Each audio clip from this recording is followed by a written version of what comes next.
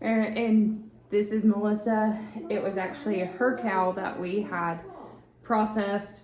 And what we're going to do now is work on sorting this since we're paying for half, they're paying for half of the whole cow.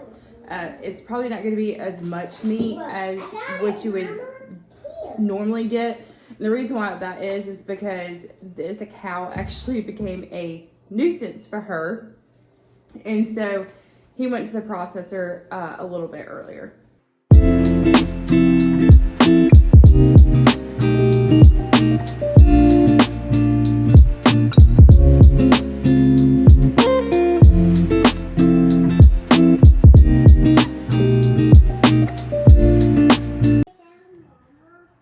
So this is what we have just out of the cooler.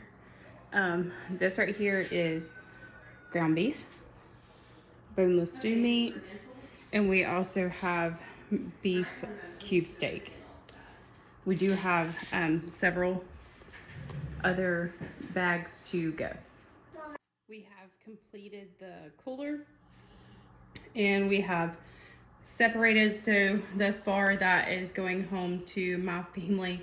The Brussels sprouts are something Melissa just didn't want, so our family will eat it. And now we have chuck roast, ribs, fillets, tip steaks, and the tail. And that is just one of these bags. We still have 4 more of these bags to go. We have pulled out all of the rest of the meat, and at the end we'll give you a tally of what we've gotten. And keep in mind, I'm going to give you a grand total of exactly what we got, but each family is getting half. It's beef Christmas, y'all. Beef Christmas! Beef Christmas! Okay, so like Melanie said earlier, this cow became a problem. We never really intended him to be used for meat, but he was a Holstein, and unfortunately Holsteins are 50-50 with whether they'll continue to be a pet or if they're just gonna decide that they don't want to be a pet anymore. So he was processed at 14 months, which is about 5 months too early for a Holstein. Using Holsteins for beef is kind of unconventional in the United States at the moment. People tend to think that Holsteins are bonier, and you probably don't get as much meat off of a Holstein versus like having a Black Angus, Brangus, Hereford, just the typical beef cattle that you have. But there is no set age on or how early you can butcher a cow, but just know the earlier you butcher the cow, obviously the less meat you're going to get. And we had a really good experience with, we got all this meat is locally sourced. We bought a bull calf from Hillcrest Dairy, which is in Deering, Georgia, which is where we all live, and it's about 3 minutes down the road. We do like to support local business here. Here in Deering and in McDuffie County, it's a huge agricultural town, so most of everything around here is pigs, cows, chickens. In our area or in other areas, the price of calves are gonna be different.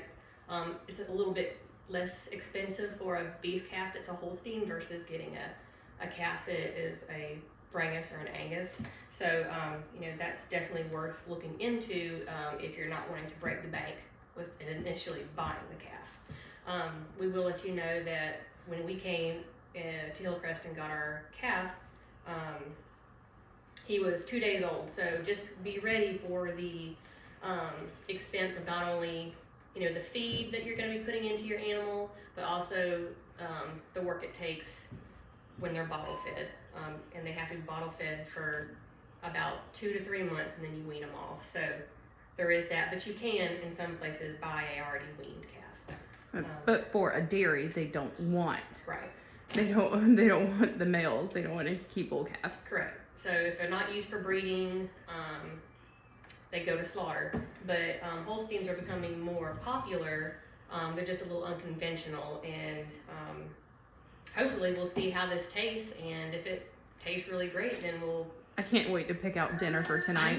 If you were curious, this is exactly what our totals ended up being. So just in ground beef, we had 1 pound packs, and we did tallies for every 5 of them, and we ended up with 97 packs of ground beef. All in all, I think it was a good beef Christmas. I hope you enjoyed our video today, as I've got to get all of our meat home, get it stocked and in the freezer. Y'all have a wonderful day. Happy homesteading.